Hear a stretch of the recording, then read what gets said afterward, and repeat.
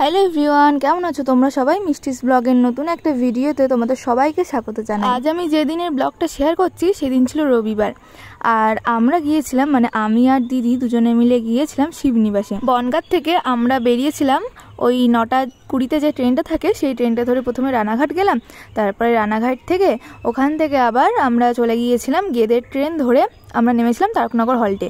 ওখান থেকে আমরা টোটো ভাড়া করে, টোটো অটো সব রকমই আছে, আমরা অটোই করে গেছিলাম। তো অটোই করে 15 টাকা করে নেয়, চলে গিয়েছিলাম শিবনিবাস। বাড়ির থেকে আমরা সব কিছুই গুছিয়ে গাছিয়ে নিয়ে এসেছিলাম, মানে পুজোর ফল, মিষ্টি, তারপরে গঙ্গা জল, ঘি, মধু, যা যা লাগে সব কিছুই নিয়ে এসেছিলাম। শুধু দুধটা আমরা পাইনি, সেই কারণে দুধটা আমরা এখান থেকে কিনেছিলাম। তোমরা চাইলে এখান থেকেও বাটা কিনে নিতে পারো। ওখানে বাটার ভিতরে ফল, মিষ্টি, ফুল, দুধ, তারপরে গঙ্গা জল, ঘি, মধু সব কিছুই দেওয়া থাকে।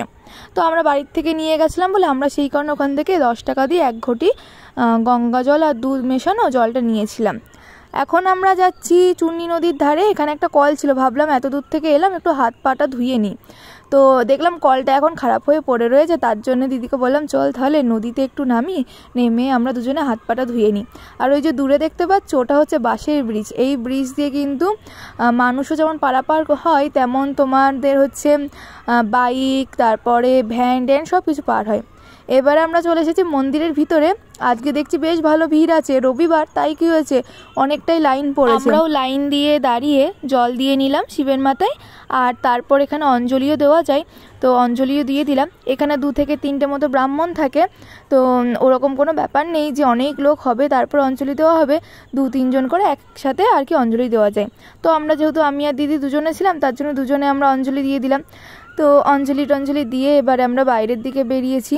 এবারে একটু মেলা ঘুরবো। পাশে আরেকটা শিব মন্দির ছিল, সেখানেও আমরা জল দিয়ে এলাম। তার পাশে আরও আরেকটা মন্দির আছে, সেখানেও গিয়েছিলাম।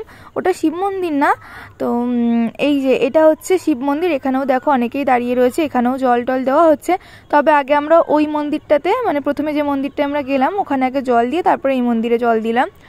তো আমাদের জল টল দেওয়া হয়ে গেছে, এবারে আমরা বাড়ির দিকেই যাব। তো ভাবলাম বাড়িতে যাওয়ার আগে এখানে একটু মেলাটা ঘুরে নিই। এখানে প্রচুর বড় মেলা বসে, আর এই মেলাটা শুরু হয় ভীম একাদশীর দিন থেকে, আর প্রায় 1 মাসই হয় এখানে মেলাটা। আর এখানে এই যে পপকর্নের মতো যেটা দেখতে পাচ্ছ না, এখানে এখন ভাজা হচ্ছে, এটাকে বলা হয় ঢ্যাপের খই।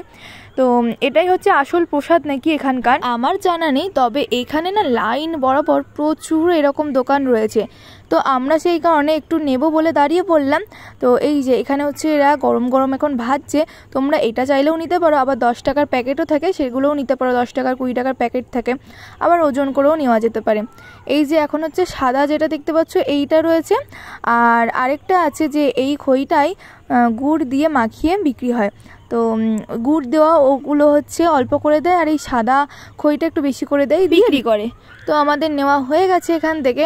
আর বললাম না এখানে এই যে লাইন বরাবর প্রচুর এই দোকান আছে, আর অনেক রকমের দোকান আছে। তবে এখান থেকে আমরা কিছুই খাইনি, কারণ আমরা জল দিয়ে আমরা ভেবেছিলাম সেদিন নিরামিষ খাবো, সেই কারণে এখানে মিষ্টির দোকান থেকে নিরামিষ কচুরি খেয়েছিলাম। তো এখানে দুটোই দেখেছিলাম নিরামিষ দোকান রয়েছে, তা বাদে কিন্তু আর কোনো দোকান নেই। মেলার ভিতরে সব কিন্তু আমিষ খাবার দাবারই পাওয়া যায়। তো আমাদের পুজো টুজো দেওয়া কমপ্লিট, মেলা ঘোরাও কমপ্লিট। এবার আমরা বাড়ি ফিরবো। তবে এবারে বাড়ি ফেরার জন্য আমরা অন্য রাস্তা দিয়ে যাব, যেটা তোমাদেরকে প্রথমে দেখাচ্ছিলাম না দূর থেকে বাঁশের ব্রিজ। এবার আমরা এই বাঁশের ব্রিজ পার হব। এই বাঁশের ব্রিজ পার হয়ে টোটোতে উঠলে আমরা পৌঁছে যাব মাঝদিয়া স্টেশনে। তো এই শিবনিবাস জায়গাটা হচ্ছে মাঝদিয়া আর তারকনগর হল্ট, এই দুটো জায়গার মাঝামাঝিতে। প্রথমে আমরা তারকনগর হল্টে নেমেছিলাম আসার সময়, দিয়ে ওখান থেকে আমরা শিবনিবাসে এসেছিলাম, আর এবারে যাওয়ার সময় আমরা ভাবলাম মাঝদিয়া হয়ে যাই। তো সেই কারণে এই ব্রিজটা পার হয়ে এবারে আমরা ওই দিকটাতে যাব, গিয়ে টোটোতে উঠবো। দেখতে পেলে যেমন মানুষ পার হচ্ছে তেমনই কিন্তু স্কুটিও পার হলো। আর আমিও কিন্তু প্রথমবার এই বাঁশের ব্রিজ পার হচ্ছি।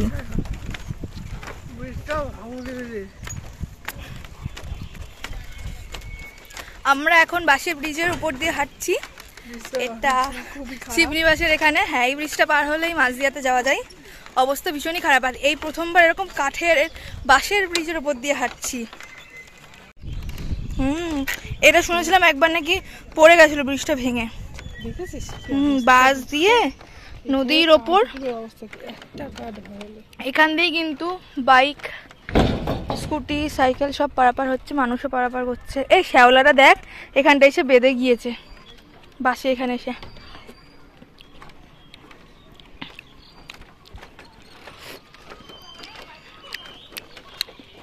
ওই দেখ বড় ব্রিজটা।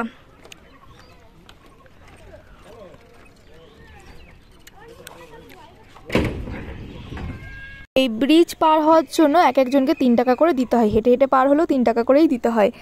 আর চলো আজকের ভিডিওটাও এখানেই শেষ করছি। ভালো লাগলে অবশ্যই লাইক কমেন্ট আর শেয়ার করে দিও। আর যারা নতুন আছে আমার চ্যানেলে তারা আমার চ্যানেলটা সাবস্ক্রাইব করে দিও। আবার দেখা হবে খুব তাড়াতাড়ি অন্য একটা ভিডিওতে।